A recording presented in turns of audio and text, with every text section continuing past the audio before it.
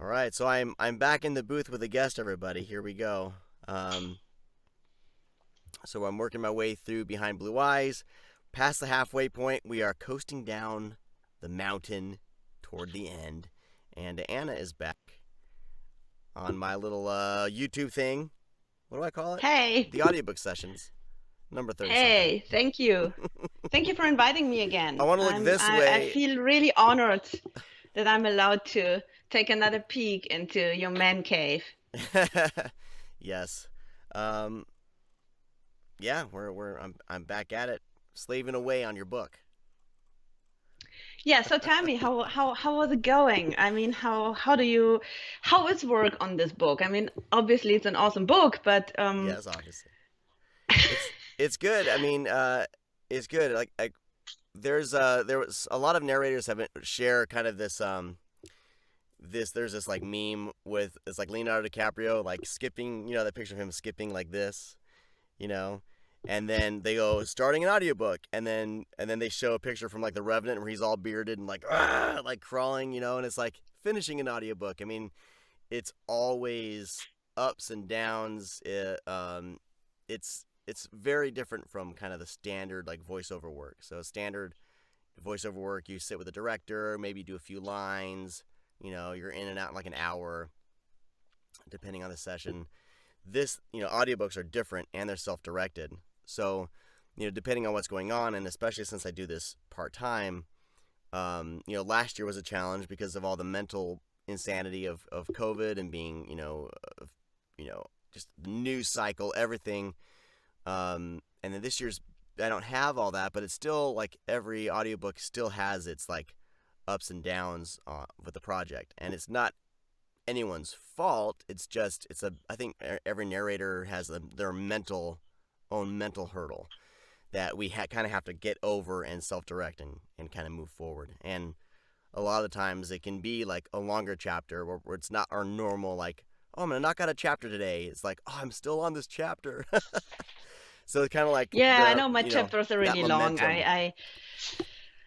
But I everyone does it. I'm I getting did better. no, I'm I getting did better. I did one book where the chapter was 2 hours. I was like, oh my gosh, this is crazy.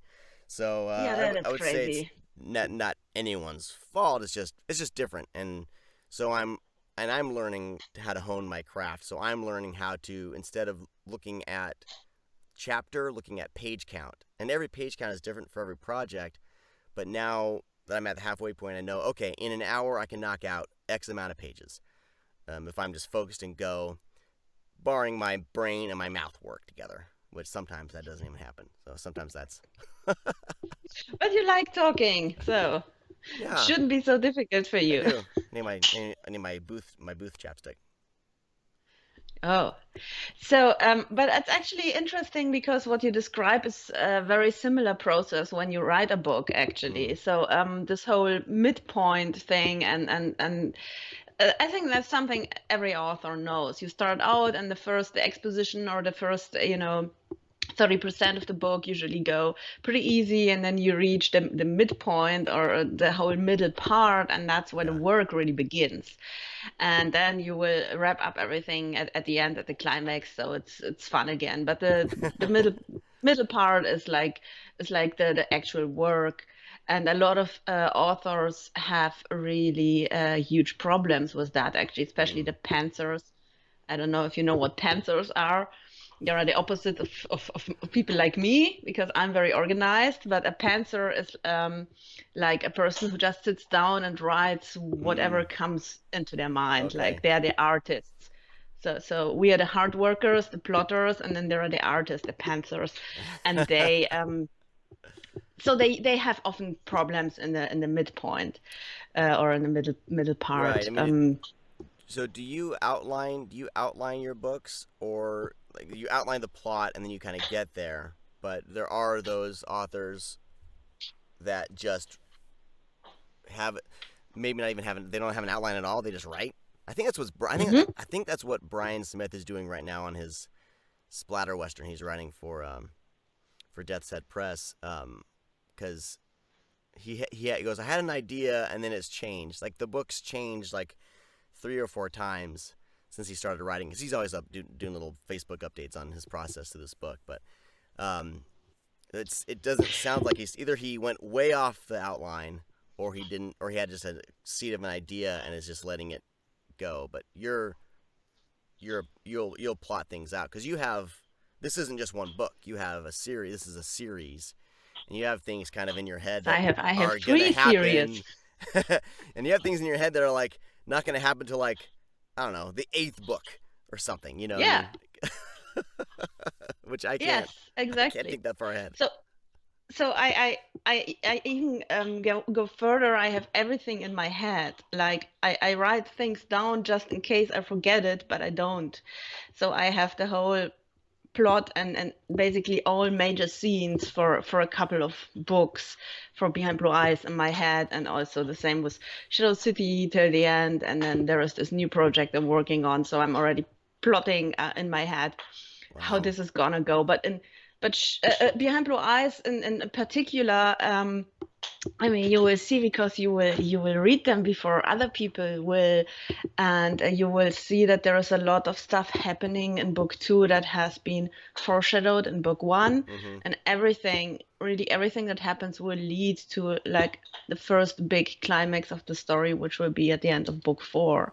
Okay. So everything that happens is leading there. But that's how I work, you know. So I'm the opposite of your friend who just sits there and is having a good time with a maybe with a drink and then writes something. I mean, that's like, you know, Stephen King is the most famous pantser, by the way. Yeah. He works like that. He just says, "Oh, I have an idea," and he just then writes 1,000 pages. Well, yeah, I Well, know. okay. He put everyone to shame last year because he's like, oh, and here's like 4 new books or whatever. It's new Stephen King, whatever. Well, I mean, but what you're doing is different than like you have, like you're basically almost writing like a TV show. Like you're writing Mhm. in seasons in your head, because you Yeah. said to me like, all right, well, season 1 of Behind Blue Eyes is done. I'm like, wait, what? Season 1? There's more? Like how? So I mean, it's just I've noticed like science fiction and fantasy, especially those books, they operate on a whole different level. You have to kind of have these arcs plotted, or else there's you're gonna get lost, and the story ultimately will suffer for it. I mean, we just watched the movie Monster Hunter last night, and I'm like thinking like this is like the worst the worst way you can plot a first episode of a ongoing story, because it's like Oh God. they like characters show up, you have no idea who they are, they were in this world, they kind of show up, then they leave, and you're like, well, who was that? I don't know. And they only focus on these 2 other characters. Then you still like, it's still very popcorn movie, but they're trying to set up like, the end. It ends with like what would normally be the climax of the first book. It is and we have a new creature to battle. It's like, and here's the end. I'm like, no, like that's not a cliffhanger. That's unresolved. Like completely.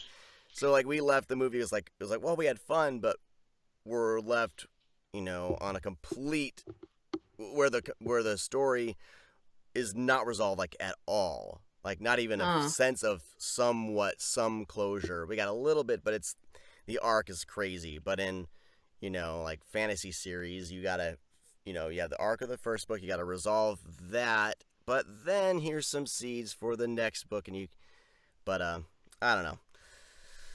yeah. I think the problem is many don't do that. They just write whatever comes into their mind, and then they reach a point where they simply don't know where the story should go anymore, Yeah, and they get stuck. I think that happens with really great authors, yeah, also really famous ones, and even worse with indie authors who just don't have experience writing.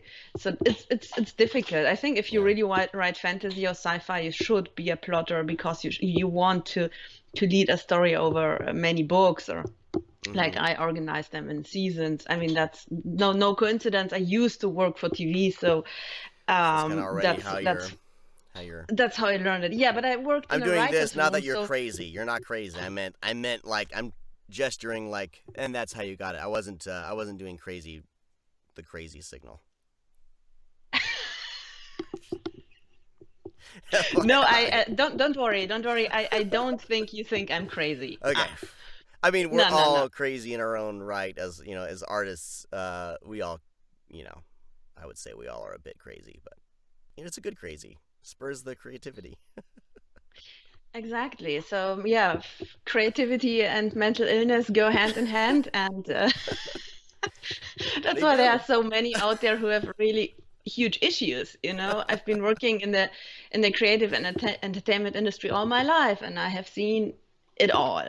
Yeah. And so to find people you can actually work with well and who are kind of normal and stable, that's already a big thing. That's already pretty Yes. cool. Yeah. So yeah. So I would be also interested. How is it? I mean, you have like a community of narrators. Mm-hmm. So what do you guys talk about? Is it We like talk do about you do you we complain about huh? authors. Yeah, We exactly. complain I, about I would like authors of I the would like projects to we hear a work little on. bit. So do you uh, vent and say, "Oh my God, I'm working on this book and the author and blah," and then so another person says, "Oh well, I have the greatest experience and it's always so awesome for me." And well, yeah, it's just tell like that a little bit. How is it's it going? just like with any job you have, you need to have the water cooler or the break room, right? Of people you can kind of go in and be like, holy shit, can you believe can you believe what the boss just said? Or you need to have in any field, you almost need that as kind of an outlet anyway to kind of so as narrators, we're obviously not working together. We're all in these boxes, but we kind of have gained friendships because you do like these mixers, and you join like we wanted last year. I was supposed to go to New York for a big conference that of course got canceled. This year it's all online, so I'm not doing that. But through all that, through social media especially, it's been huge. We've kind of gained, you find certain narrators that are like your people, like you have a lot in common with, and you all just kind of happened naturally. So there's a handful of narrators, that we have like an ongoing like Facebook Messenger group chat, and a lot of it is like, hey, I'm working on this. It's for I need help with this. What would you guys do in this situation? Or some of it is like, just like anything. Authors do the same things. I see there's author groups where they're like, oh my god, my narrator. you know, it's Oh, you so have no idea what we authors are talking. Oh my God. So so it's kind of the I same. have I have a couple of groups, of course, and there's particularly one on Twitter, which is basically my Twitter family, and oh my God, I could never repeat what we're talking there. So, So there's a lot of that, and a lot of it is it's all in good fun. It's all in just kind of you need someone to kind of vent to. I know some narrators, like, it's not necessarily the author's fault. It's like there's like Russian authors that are doing these like lit RPG, and so publishers have translated those lit RPGs into English, and the translation, depending on who they hire for the translator, it's just confusing. So you have narrators trying to narrate in English kind of thoughts, in text that's makes sense in like the Russian language, but translated to English, the translator just kind of left it all literal. So it's just like, it just doesn't work. And so we're having to, wrap your mouths around a crazy oh sentence my God, and just get it done. that's And a horrible. lot of it is like, just buckle up and get it done, buckle up, get it done.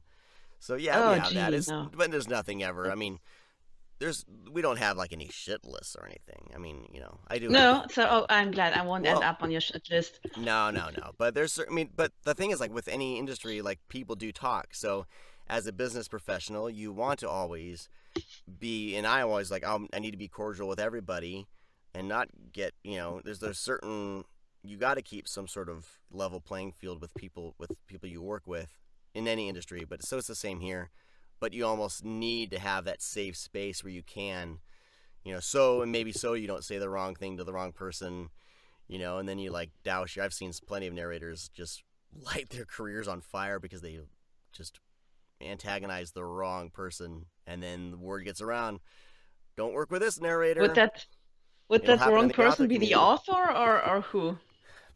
Probably both. So I've seen it happen in the author community, and then I've seen it happen in the narrator community where they're like, oh, if this person asks for help, don't help. Like, it's just kind of like, it's like, like with any sort of click, this stuff like that happens. So I'm just trying to be cool with everybody.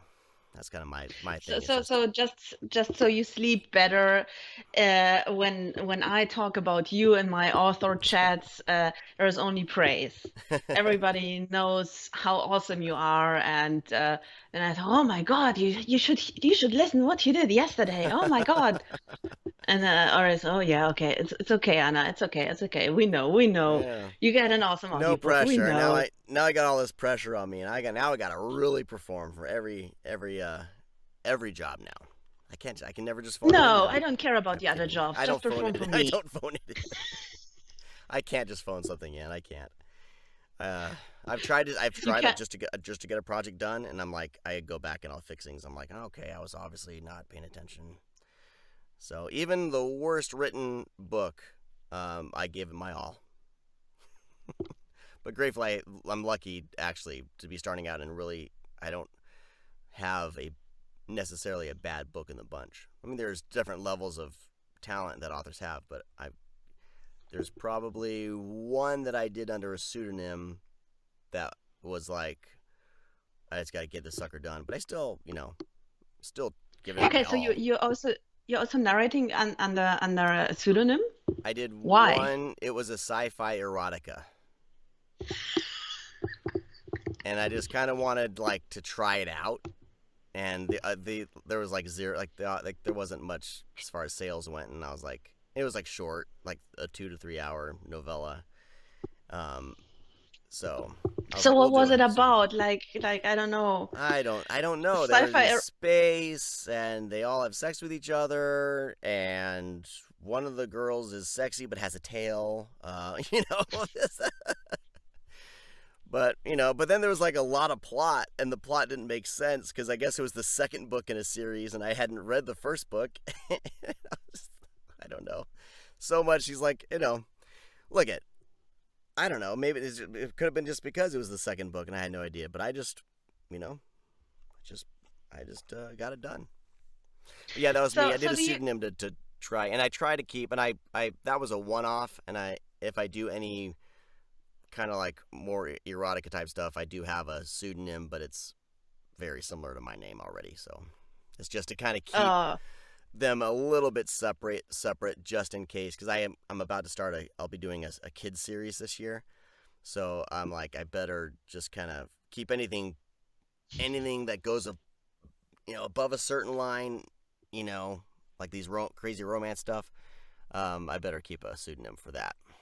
So, That makes sense. mm, Absolutely makes sense. but So talking about such stuff, do you have it that you sometimes read like sex scenes that make you really cringe and you really think, oh my God, and feel embarrassed like I mean, no, narrating them?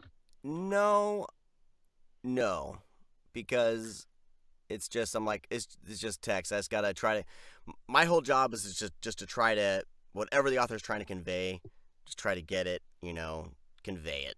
And there hasn't been anything, because I haven't done too many, but there hasn't been anything where it's like, holy lord, because like even the last book that I did that was a couple chapters in kind of a like you know some sort of erotica type thing for Pink Flamingo Productions. Like none of my stuff had anything explicit at all. Um, so and then the one before that was that science fiction one, and it was standard stuff. Like nothing crazy even happened with the tail. I was like, you have all these elements to make it crazy. Just get crazy. No mention of a tail. So nothing yet. I'm Well, sure the more work I do for Pink Flamingo, the more I'm. But it's just for me. I'm like, I don't get embarrassed. What's on the page is on the page. I conveyed the best I can. It may not reflect me, but that's fine. I'm an actor. My job is to just narrate it, you know, and try to make well, it wait sound as for believable wait as for possible. Behind Blue Eyes for I got plans. Okay. All right. Um, You have to make me use a pseudonym for one of these then. No, I'm just kidding. so but I mean, you told me once before that you try to really feel the characters Mm-hmm. when you narrate them. So how do you approach that? I mean, how do you approach it? Not necessarily like with sex scenes, Yeah. just with characters. that are far away from you and others that are closer for you. So in this case now with Behind Blue Eyes, I noticed you have a little bit difficulties with Jake. And I think that's really, really interesting that it's this character of all the characters that It's gives you a hard time. it was not necessarily a hard time. It was it's multiple takes because I want to get it right. Because because Jake's character is kind of an anchor in Nephilim's development of her emotions and who she is as a character, kind of figuring out who she is and where she belongs in this world. And so my through those scenes, I really wanted to make sure that that was conveyed because it's a very important he's a very important character in that in her development. So for me just to be like I'm a sexy leading man, blah blah blah, like doing that, I was like I can't just kind of do that. I had to kind of just okay, well, this is kind of a he's like the romantic lead in the story. He brings things out of her. That's his purpose in the story is to kind of help her in her own growth. So it was just I just really want to kind of tap into that. And with him, I just tried to like keep him close to because you had mentioned like look at Ryan Gosling. So I'm looking at Ryan Gosling. I'm looking at my personality. Um, he's way more attractive than I am, but his personality Oh, in maybe a mind, little bit, his a little bit. personality in mind, like I get his personality because he is kind of he is a goofball. He is witty and he has a good sense of humor. And I tried to bring that into this character, whether or not it's on the page. I was like, this is how he is. He's amused by Nephilim at this point, um, um, and he's trying to choose my words carefully because we don't want to do any spoilers at this point. But Mm-mm. he is he's amused and infatuated with her. So I really wanted to kind of bring that out. So a lot of it is me just kind of like, what would I do in this scenario as this character? Even for villains though, like if I was a villain, if I was, like what I love about Metatron is he's not a villainous per se. Like he's not like a mustache twirling villain. He's very like methodical and he's thinking things through. And in his mind, he's doing what's right. And so that's I always try to like just put myself, what would this character do? And I've watched so many movies and I've read so many books that it's just kind of like for me it I'm able to kind of put myself in their shoes in a way. I can't explain it. I don't know. I just pretend I'm the character. That's the whole point of acting. You're pretending. I just pretend, but a lot of it is self-informed or informed through movies and then informed through my brain. So hope that Well, makes sense. That's I kind of think that's what I do.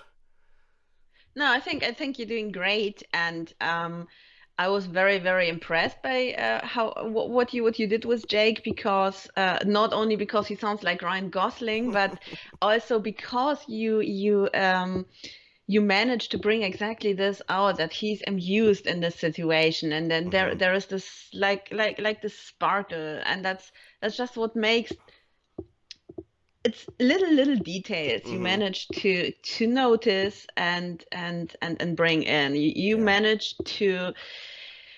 um to basically bring the subtext into Right. your voice, into your reading, and Yeah. that's something that I think is totally amazing, because subtext is difficult to write Hmm. and it's difficult.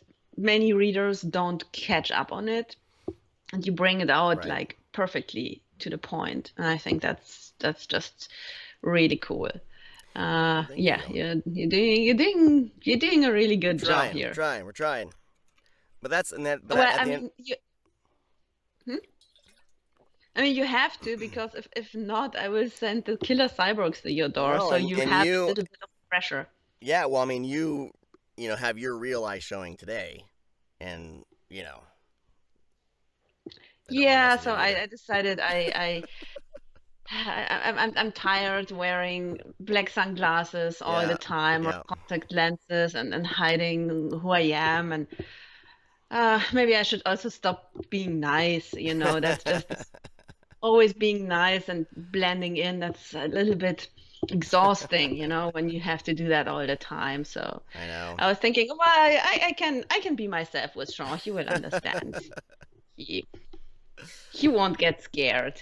No, no, There is I won't get also a scared. whole continent between us, so Yeah. even even people like me don't get there so easily. I know I need to work on some do method acting in the booth with no one else will see it, but I'll have my own. I do know a narrator who, whenever he's doing fantasy or something, he has like a broadsword in his studio with him that he's like holding, or he's like a battle axe. He's like to just Oh my like God. whatever it takes to get the job done to get you in character.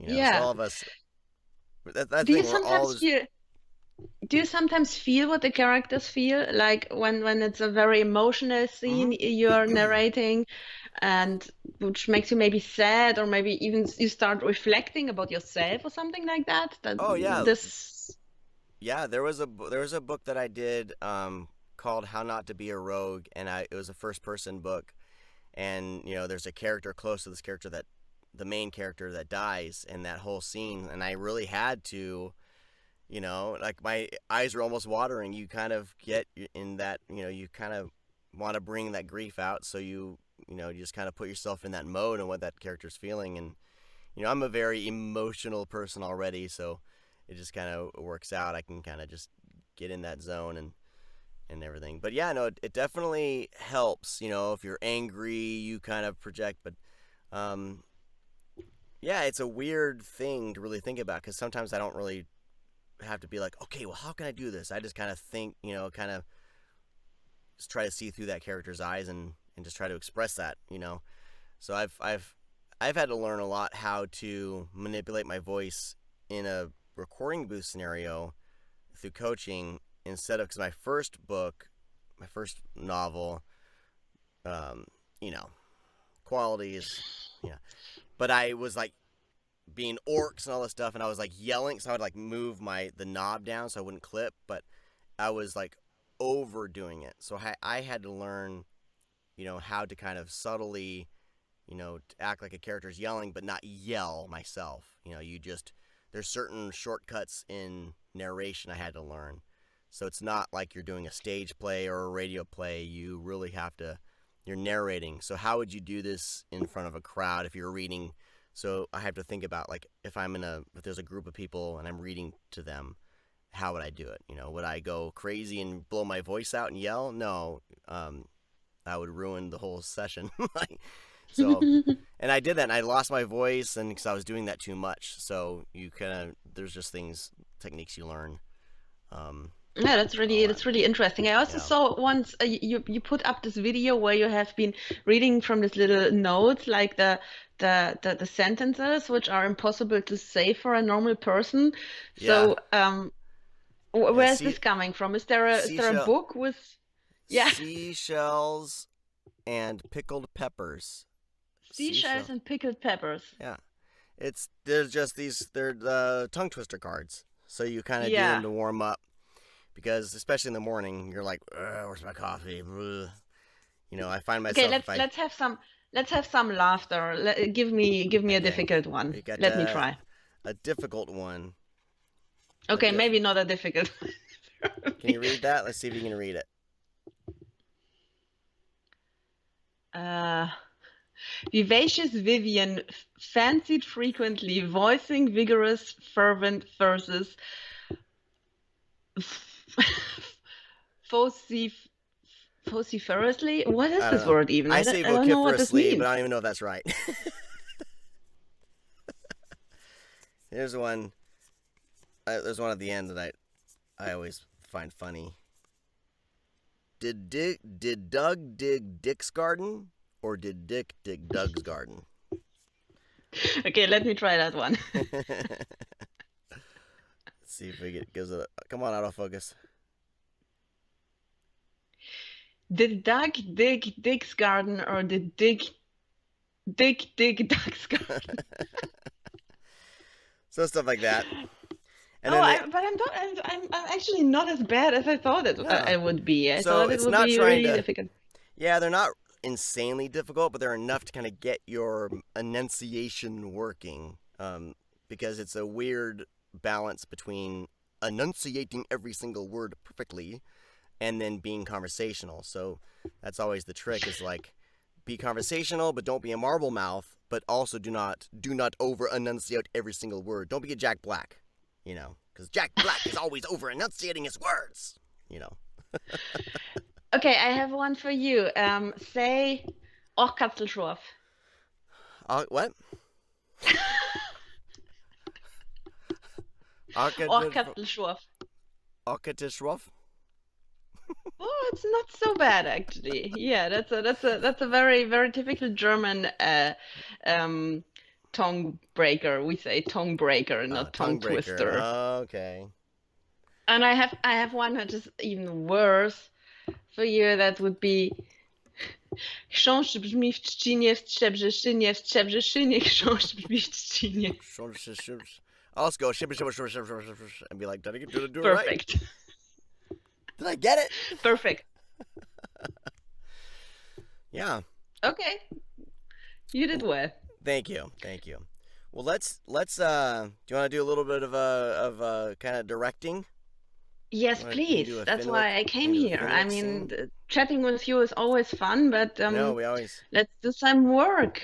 Okay, so I'm gonna move this to so you can see my screen. Okay. Now I'm still working on a section here, but we're gonna skip ahead to Finwick and do a little Finwick scene. I don't know how much of his dialogue is in here, but we'll go through Finwick and a dominatrix. So I figured that'd be fun. So you were saying this is so Finwick is a bit of a he can be a problematic character if he's out of context.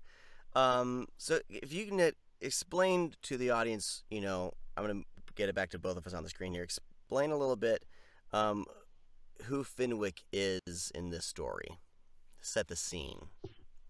Okay, so Finwick, funny thing, Finwick is the most popular character in this book among all readers. I always ask readers if they contact me, so how did you like it, and who was your favorite character, and he is leading by far.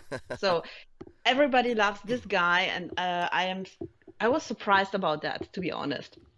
I didn't expect it that people would like him so much. So he is like the little nerd who is a little bit creepy, and he is like yeah, he's a nerdy little guy who has a huge crush on a killer cyborg, which is already strange, right? Mm-hmm. And it goes further. That's why we end up with a dominatrix. He has like a little bit of a submissive fetish, which comes with the killer cyborg because that's Right. actually a part of the book. Many people feel that way because they are so extremely powerful and so dangerous, and that gives people a little bit of a kick to get involved with them in such a way, which Nephilim finds rather ridiculous, Mm-hmm. which is why they probably will never come together. Poor Finwick has a little bit bad cards here, but he's still trying. He's Still trying. trying, but he's an important part to this. He is an important piece to the whole puzzle of everything, Oh yes, absolutely. He and absolutely is. And I have actually written him because I used to work in the video games industry, and I have met so many Finwicks, really, in all variations. So yeah, he is probably closest to real people from all characters, and that's yeah. probably also why readers like him so much. I mean, yeah, I Well, know such guys very, very well. yeah. Well, the great thing about him is like yeah, some of his thoughts are problematic. Yeah, some of his kinks could be problematic, maybe. But like he's so many. The great thing about his character, I think, is there's truth there, because so many of us, and I think I've said this somewhere before. I don't know if it was on you and I talking or not, but with problematic characters that people can deem problematic, if there's context to that character, it's great, and if there's a truth to that character, it's great, because not every character in a book is going to be 100%, squeaky clean. There's gray areas with everything, and that's what makes characters interesting. Even our main characters is if they have a flaw or a personality flaw or a flaw, or if when they're alone, if they're have a certain kink that they can't escape or whatever. That's all of us. Like no matter what, you can think you're the greatest person in the world, but no matter what, when we're alone in our thoughts, we can think some crazy shit. So that's what I like. I mean, maybe this is me. Maybe I'm crazy. I don't know. But I would be safe to say, maybe maybe that you can relate to Finwick quite well. I mean, I don't know. Maybe there's some things that me and my therapist need to work through. But but no. But I think that's what's great with characters. Like, if you have someone, and that's the thing about like this movie Monster Hunter that I was talking about. You have characters that are just great at what they do all the way through, and there's no character development at all, like at all. But if you have a character that, if you're like, oh, I like this character, and then you see like a dark side, you go, oh wow, I like this character, but wow, that's, there's a movie called Mute by having a brain blank on his name, and there's a character, and it's a cyberpunk film on Netflix. The guy who did Duncan Jones. Duncan Jones? So he did a movie called Mute, a cyberpunk movie called Mute. And there's a character, that we all love. Who's the guy that plays Ant-Man? Who plays Ant-Man? I'm having Paul Rudd. Oh yeah. So Paul Rudd's character is lovable. You like him. He's funny, but he has a dark side where it can almost be construed like he almost struggles with like almost pedophilia, but but that's his character, and that's the realization. Like, and it's never blatantly said. It's like maybe, and so people were all up in arms about the movie. But if you watch the movie, even though you like the character, that's pretty fucked up, and it's supposed to be. It's supposed to be. He's not supposed to be this squeaky clean character. Like, that's a serious negative aspect to his character. But for me, in the world that the director or the writer-director created, it makes sense. And it's not like I'm applauding it. We're not supposed to. But it makes his character that much more interesting from a writing and character development standpoint on his character's journey. So there's things like, I get in conversations a lot with, about, morality and story and how that all intertwines. But for me, I want my characters to be flawed. I want, even if they're a good character, I want them to be flawed.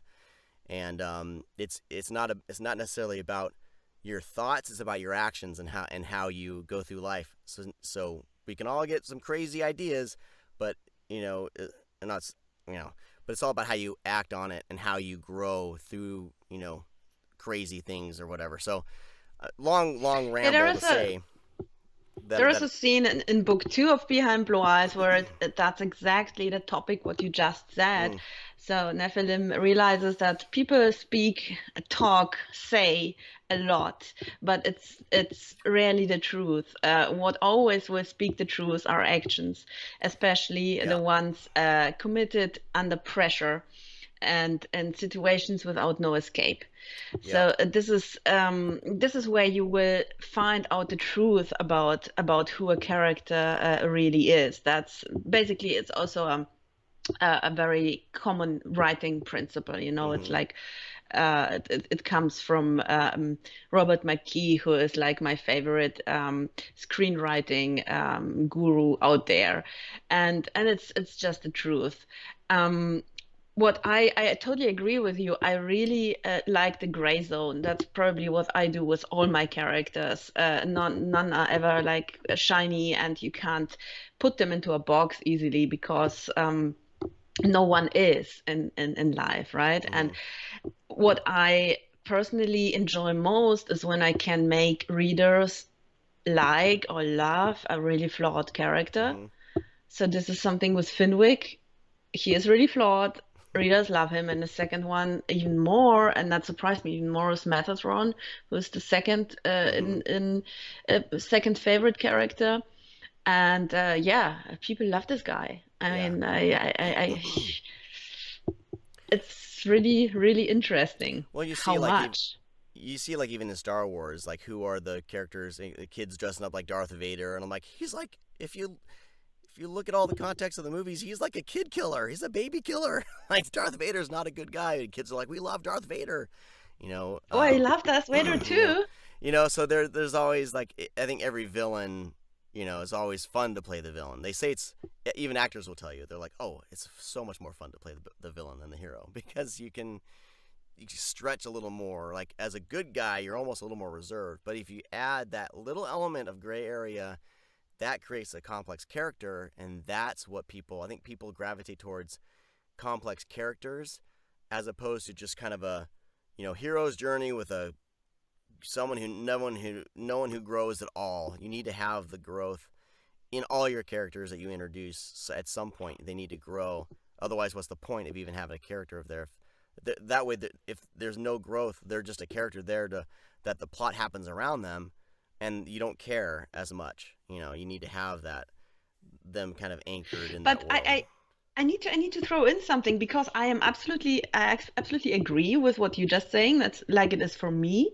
However, I made the experience another way around also with my other book series, Shadow City, Mm-hmm. which you soon gonna read because we haven't talked about it, but you're gonna read all my books until you start hating what I do. No, not gonna And happen. As in, not gonna happen. As in I'm not gonna hate what you do. So I'm here. I'm along for the ride. good, good. So there is this character Colton, and for me, he was always a very boring character. He was boring to write, and he's one of my least favorite characters.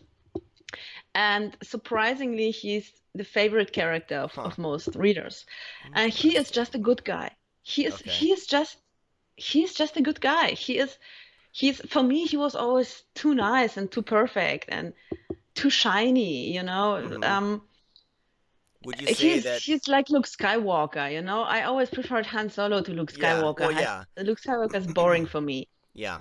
but Would you say that's that the that kind of character. would you say that juxtaposition against other characters, maybe that's why? Maybe, maybe he is like the moral center that other characters kind of bounce off to. That's what I look at was Luke Skywalker is kind of the moral center with all these other very, way more colorful characters around him like Han Solo, Princess Leia, like they have so much more going on for them, but he, for some He's reason Luke pure. Skywalker works. On paper, if you're like we don't really care as much about Luke Skywalker's journey overall, especially in the first film. Um, but it's everything. So he's almost like the grounding, morality to the tale.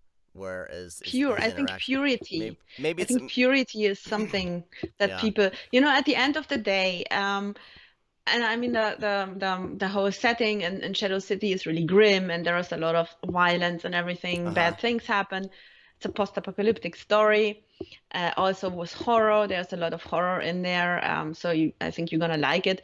Um, but yeah, then you have this character who's pure and mm-hmm. who shines and who wants to do good and always does the right thing. And in the end of the day, that's the kind of person people look at and want them to be their friend. Mm-hmm. You want to hang out with him. Yeah, Everybody wants that. That's really yeah, interesting and really was a very interesting experience for me as a writer, to yeah. be honest. Oh, that's awesome. I don't have such a character in Behind Blue Eyes. Everyone has their things, but no, that I mean but see that's the sign I think of good writing. It's you can take it's all about the elements around the characters and the story that bring people through and how the characters react. And I think a good writer can play with that, play in and really kind of direct the story in a lot of ways. I think you know yeah A character like that wouldn't survive in Behind Blue Eyes. I mean, they would crush him. That's like, yeah. No chance, no chance in hell he could do anything. Anyway, let's go back to Finwick. Speaking Yeah, of I think crushing. I gave him a little bit of context. So we have the nerdy guy with Mm-hmm. very particular kinks, who is also has a big crush on Killer Cyborg. Yeah. And now he found this awesome BDSM place, which is hidden and like no one knows it really exists, because what they do there is they dress up like the guardian angels, the killer Okay. cyborgs, Okay. and So then he's at that place. Okay. Got it. yeah, that's the Yep. Yep. place. Yep. Yeah. I Okay. mean that's I've been. I've that's where been. he I've been goes. there before. Nephilim had a little Yeah, you scrap outside one of those places. yeah. So oh, you did that great, by the way. This guy at the door, it was so funny. I really loved it and loved the scene. So All right. now we got Finwick and the dominatrix, and that's I think a very funny scene, but also really cringeworthy All because right. So that's all I want I to think, build the oh my context is God. there could be some cringeworthy stuff here possibly. Um, Oh, it is absolutely. That's how I written it, that you think, oh my God, no, oh no, why? Why is he doing this? Oh, a oh, that's funny. All right. So I am back on my screen here. And I think so we can hear you. So I'm just gonna leave it open. It's fine. Um, so just know that your your mic's still hot. But okay. well, we'll go through here. But feel free to laugh or whatever. I don't care. It's not gonna come through the recording. I don't think. Here we go.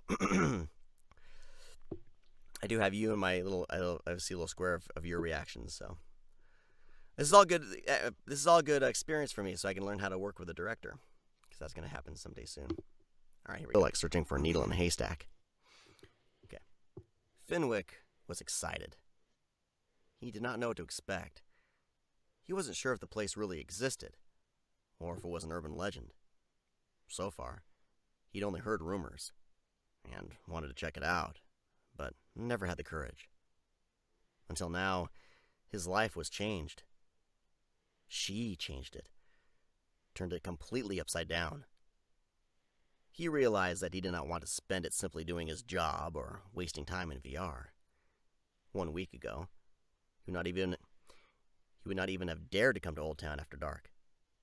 He had been a pathetic, weak loser. And now, here he was. Fix one little thing here. Down after dark.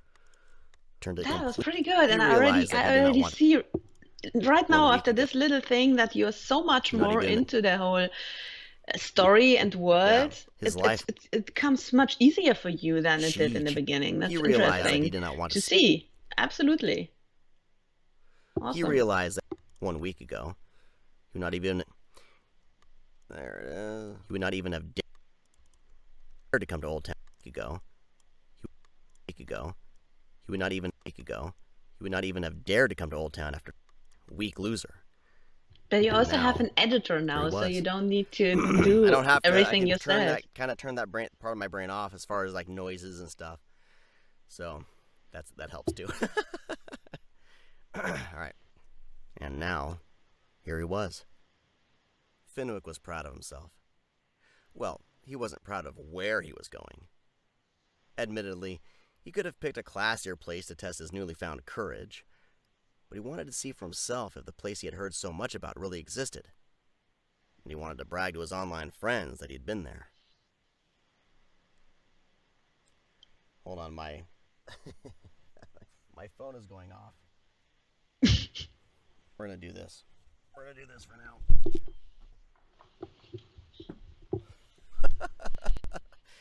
I'm working, people. Brag was You don't online. switch off your phone when you are narrating? Well, I had it here because you and I were communicating, and then I forgot to take it out of the booth. All right, here we go. And he wanted to brag to his online friends that he'd been there. It took him a while to find the location. He only had a vague description of where to look for it, and did not care to ask anyone for directions. After an hour of searching the maze of side streets and back streets of Old Town's entertainment district, just when he was about to give up, he saw blue neon light coming from narrow. He saw blue neon light. He saw blue neon light. Yeah, I'm getting a frog in my throat. He saw blue neon light coming from a narrow. Good God Almighty. He saw blue neon light coming from a narrow alleyway. You can say neon blue light. Probably it's easier Neon if you blue say light. He saw blue you neon say light. neon blue He saw light. blue Actually, He saw blue. Just you means can do about to that. give up. I don't mind. Oh no, we're good. Because we want the whisper sync to work. Because we want to make sure it's as close to the text as possible. Hopefully it's perfect, but then the whisper sync works, and then people can listen to the audiobook and also be reading in the Kindle, and then so wherever they read, they can pick up where they left off, either in audio or text. It's pretty great. It's pretty cool, yeah. Been there. After an hour of searching the maze from a narrow alleyway. Blue neon light. Also, why would I want to read if I have the audiobook, right? I mean, yeah. Especially if it's read by you. That's the hope, right? Hopefully people are like, oh God, I need to read this book. This narrator's awful. Alleyway. Book is great, but the narrator, oh. There we go. Won't happen. Neon light coming from a narrow alleyway. He went to get. There we go. Neon light coming from a narrow alleyway. He went to take a closer look and could hardly believe what he saw.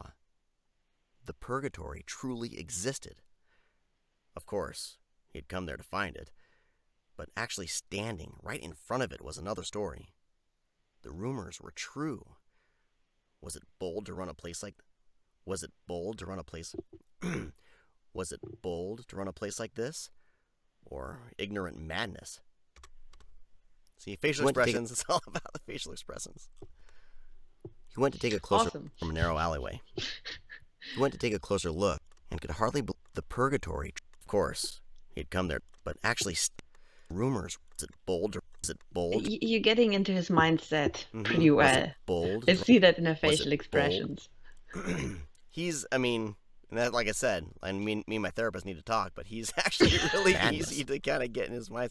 I love narrating because that's the thing, when you're narrating a book, you want to be thinking, especially because this is from his perspective, so you're narrating it kind of like through his eyes. You're like, oh my God, this play, like, you got to kind of bring that through. I could just read it of course he had come there to find it, but actually, like, I could do that, but that's not my style at all. I need to read it like he's like he would be narrating his own story, like, oh exactly. my God. Yeah, it's I love how you do that. With every perspective the book takes, you do that. That's Here we go. Or ignorant madness. Now that he had found it, Finwick wasn't sure if he wanted to go in, or if he had ever actually wanted to. It somehow felt odd and not right. Looking at the pictures and holograms displayed on the building, he had to admit that they turned him on. When the host approached him and invited him inside, he was unable to say no, despite the unreasonably high prices. He was lucky. At this early hour, the waiting time was only 20 minutes before he could enter the building. He was lucky. At this early hour, the wait. Now it's getting exciting. Here we go. Oh my God. He was lucky. We're going inside. At this early hour, he was lucky. What is going to happen in the purgatory? Ooh. He was lucky. At this early hour, the waiting time was only 20 minutes before he could enter the building. The waiting time was only 20 minutes before he could enter the building. Before he could enter the building. This is where I will. The waiting time was only 20 minutes. The waiting time was. Early hour. The waiting time was only 20 minutes before he could enter the. Let's try to piece this together here. Hour. The waiting time was only 20 minutes before he could enter the building. And this is the thing, but like, where you got to think of, like, okay, does this sound natural or what? Because I tend to start like rushing words, and then 20 minutes before he can enter the building. So I need to kind of minutes before he can enter the building. So I have the waiting time was only 20 minutes before he can enter the building. Readers in Germany and also in other European countries, so they need to understand you. Yeah. Hour. No, The you're waiting doing time was great. only 20 You're doing minutes great. before he could enter the building. Hour. The waiting time was only 20 minutes before he could enter the building. Inside, steep stairs led into a spacious basement area. The light was dimmed and mostly consisted of bluish and neon shades. Loud, aggressive industrial techno music was playing, and strobe lights flashed on the walls, giving the place a somehow dangerous and violent atmosphere, which was no doubt intentional. Fix one little loud, industrial, aggressive shades, which was no doubt intentional. All right, which was no doubt intentional. Finwick was led to a corner with comfortable white leather sofas where he was offered a drink. A beautiful girl appeared, all dressed in white latex that was so tight that it revealed more than it covered.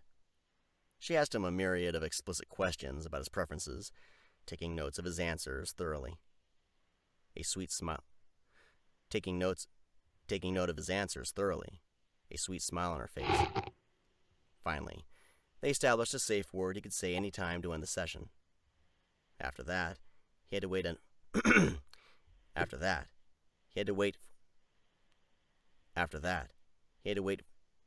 for another 15 minutes until the girl came back. I want him to kind of be a little annoyed. He has to wait for another 15 minutes. Yeah, we want to know what happens. Hurry up there. He had to wait for another 15 After that, he had to wait for another 15 minutes until the girl came back. He had to wait. All right, I had one more little text that was a beautiful girl. That it revealed. She asked him a myriad of taking notes of his answers thoroughly. You can, questions about because we his talked about subtext earlier, you can try to taking notes, maybe put in a little bit more of the excitement he feels, because I mean, this is like, you know, he basically is all shaky right now in this situation, and it's a mixture of his answer, good and taking note of his answers excitement thoroughly. he Sweet smile on her experiences. face.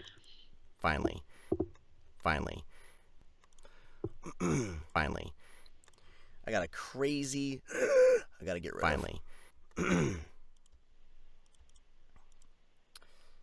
See. A sweet smile on her face. Finally. That's it. Just finally. Finally. They established a safe. Finally. They established a safe word he could say any time to end the session.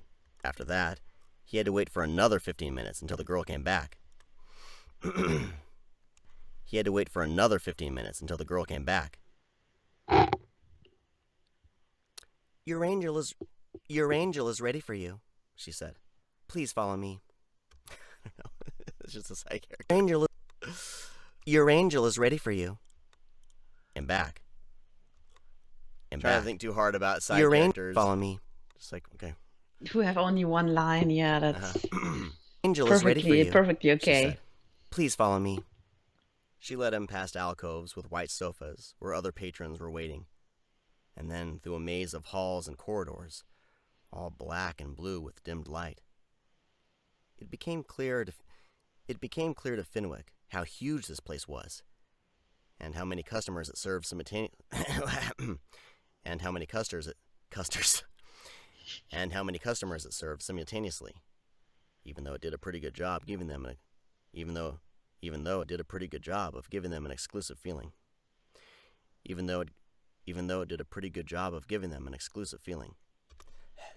Sometimes you just gotta slow down and get it right. And how many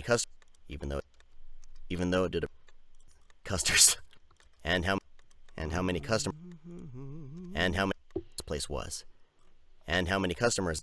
It became clear to Finwick how huge this place was, and how many customers it served simultaneously, even though it did a pretty good job.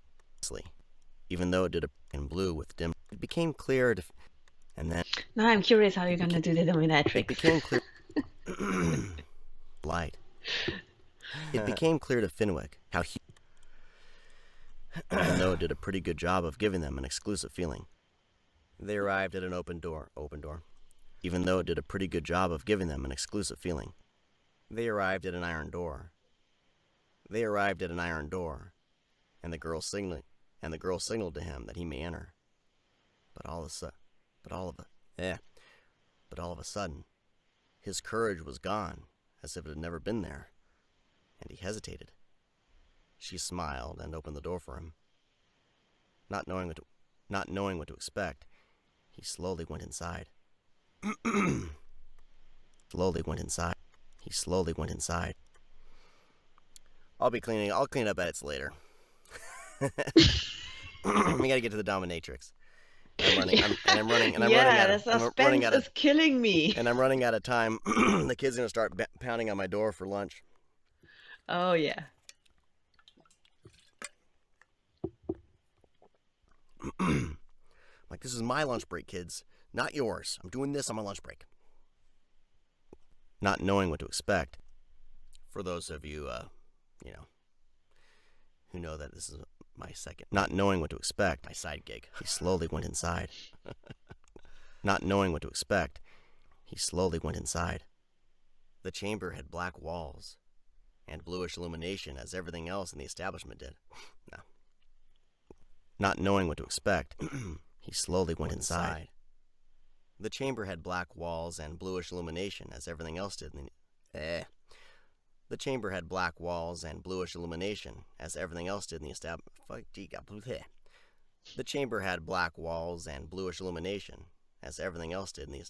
I keep wanting to say as everything else did. The chamber had black walls and bluish illumination, as everything else in the establishment did. A big bed dominated the room. It was covered with black latex linen and equipped with restraints and shackles of various kinds. Beside the bed was a variety of other equipment which could be used to bind and torture people. Beside the bed kinds. And equipped with restraints and shackles of various kinds. I think you can make this description a little bit slower. The chamber. Yeah. So let people really imagine what he's seeing there. Yeah, I'm what this place really is like. So I'm feeling a bit rushed on it. So. Yeah, like. Give it time to experience the full extent of what he's getting into. Expect, he slowly went inside. The chamber had black walls and bluish illumination, as everything else in the establishment did. Let's see if I can fix that. Bluish illumination, as everything else. Nah, I can't. The chamber had black walls. Come on, Sean, get out of your head. Not knowing what to expect, he slowly went inside. The chamber had black walls and bluish illumination, as everything else in the establishment did. A big bed dominated the room. It was covered with black latex linen and equipped with restraints and shackles of various kinds. Beside the bed was a variety of other equipment which could be used to bind and torture people. Some of it Finwick had seen before, at least on pictures and videos. The function of the others he could only guess.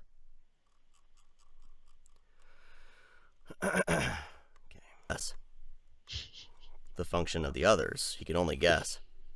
In the middle of the room stood a woman. A little mouth noise. I guess. In the middle of the room. I guess. In the middle of the room stood a woman. She was dressed in tight black leather. And latex, vaguely. Hold on. She was dressed in tight black leather. Keep wanting to stop at leather. She was dressed in tight black leather and latex, vaguely resembling a combat suit. The outfit was so over-the-top sexy and revealing. The wet dream version of an angel outfit. That it was almost laughable. To make it perfect, she was wearing knee-high boots with such exorbitant high heels that it seemed miraculous to Finwick how she was knee-high boots To make it perfect, she was wearing knee-high boots with the boots. To make it perfect, she was wearing knee-high boots with such exorbitant high heels that it seemed miraculous to Finwick how she was even able to walk one step in them.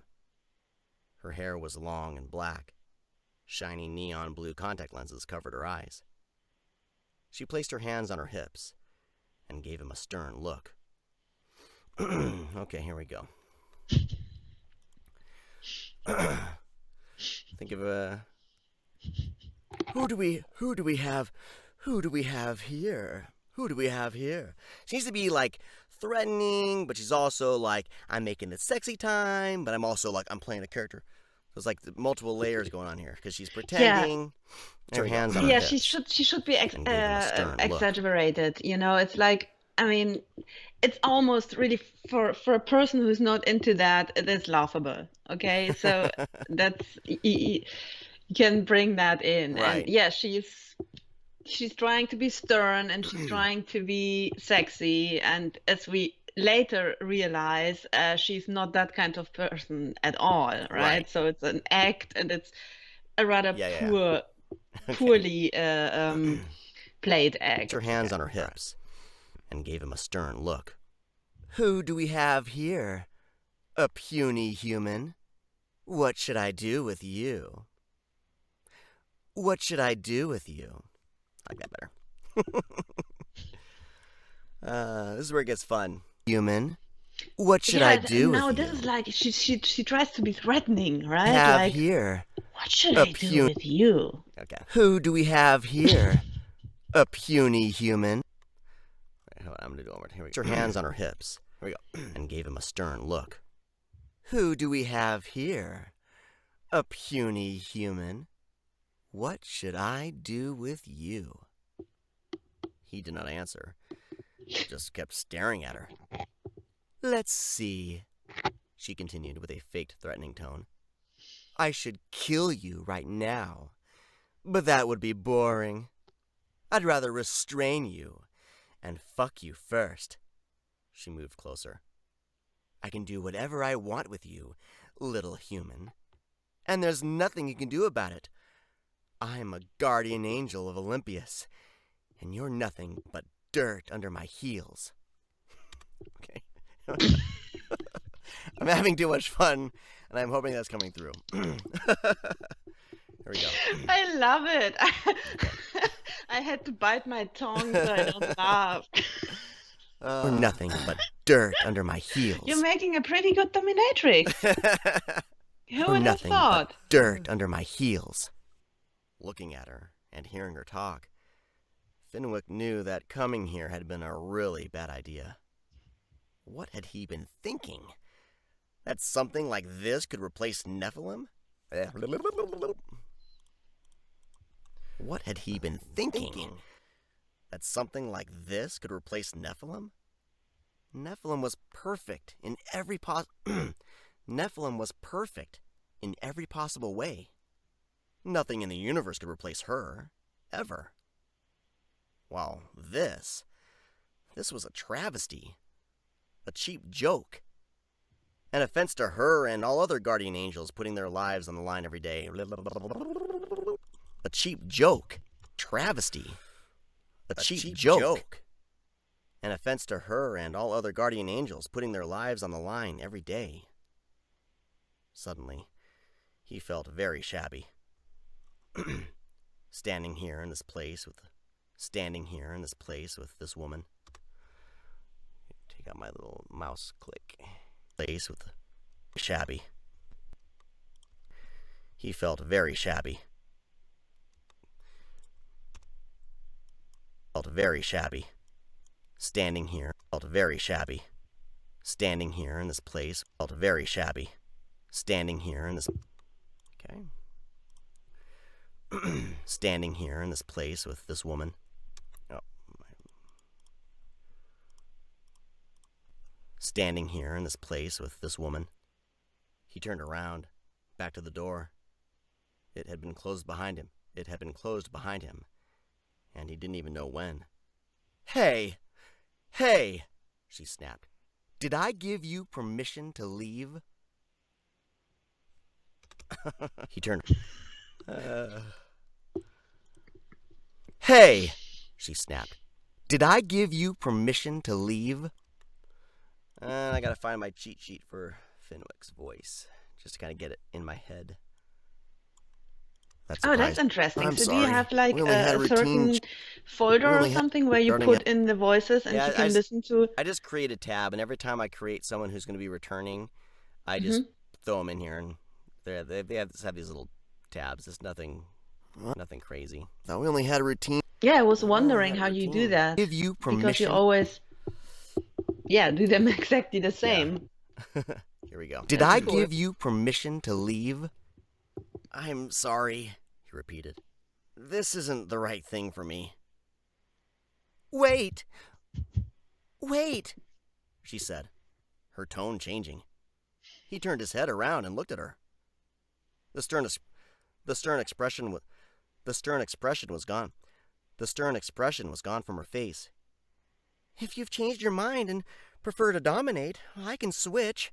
No problem. You can torture your guardian angel if you like. Finwick shook his head. No, thank you. No, thank you. No, thank you. Yeah, that's it. Listen, it's not you. It's me. No. Listen, it's not you. It's me. I just can't do it. He wanted to open the door, but she put her hand on his arm. Please, I don't get paid if you leave now, and my boss will be upset with me. Is there really nothing I can do? Is there really nothing I can do for you? A blowjob, maybe? He sighed. No. Really, How about a drink, then? We can sit down and talk if you prefer that. Believe me, you wouldn't be the first man to do that here. Finwick studied her face, which was now simply that of a pretty young woman with blue contact lenses who was scared to get in trouble with her boss. He related to that quite well, since his boss loved to give him a hard time. He related to that. Come on, Sean. He related to that quite well, since his boss loved to give him a hard time too. God damn it. Since his boss loved to give him a hard time too. That quite well. So I noticed something is when you go into the characters, you have a much easier time than when you do the narration parts. Yes. When you really have a character in your mind and are really in character, then it's basically it goes by itself, right? Yeah. I mean, like with Finwick now. Yeah. But sometimes I'll stop and I'll be like, okay, well, I can do that better, or I didn't quite get what I was aiming for, so I'm gonna... Okay, here we go. Since his boss loved to give him a hard time too. Although his job and hers couldn't be more different. Okay. Well, I need a character. We only had okay. Different. Okay. Although his job and hers couldn't be more different. Yes, exactly. Okay, he finally said. I guess we can do that. She smiled happily. All right, I need to stop here. And I'll be cleaning stuff up. I'll be cleaning stuff up later. But yeah, I think it's a good place to stop. We don't want to give too much. We don't want to give too much away. No, we don't want to give away what is happening next. Look at me. Black stuff on my face. Yeah. Drinking coffee with black lipstick, that's what happens. And I see myself the wrong way, I see it. Oh yeah. All right.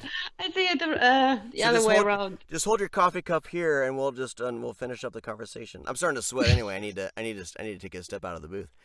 But yeah, this was great. There's another segment, another directed segment for Behind Blue Eyes, and that was awesome. Thank you very much. You're welcome. It was really cool. Thank it was you great. For writing it. Very funny. Very, very funny. You're doing great. So thank you very much, Jean. Yeah, You're very welcome. So, everyone, just keep follow us on social media so you know when Behind Blue Eyes comes out. I'm at Sean Narrates on both Instagram and Twitter. And yours is it just Anna Mocikat? I don't have it in front of me. What's Yeah, your no, Twitter? Anna dash Mocikat. Okay, awesome. Yeah. Find us on social media, and then of course, start following Spectrum Publishing, because, like we've said, I don't think we fully announced it here, but we've announced it all over social media and everything, that Spectrum Publishing is going to be producing these with me. And so keep an eye out for them. They're a fantastic publisher. They mainly do kind of sci-fi and lit RPG and game lit stuff like that. Really great stuff. So check them out, Spectrum Publishing. And Anna, thank you again. I'll move the camera to me so you don't have to keep your coffee mug in front of. Oh, it's okay. I'm a killer cyborg. If someone makes fun of me, I will go after them. So look at it's just oil. It's oil. Okay, it's my blood. Okay, exactly. I'm bleeding black. It's my blood. Thank you. All right. Thanks everybody for watching. Hope you had a good time with this as much as we did. And like I said, keep an eye out for Behind Blue Eyes coming soon to your ears. But it's out on the book. The book's out. Grab the book. It'll be a great experience, both reading and listening. I guarantee it. Bye, everybody.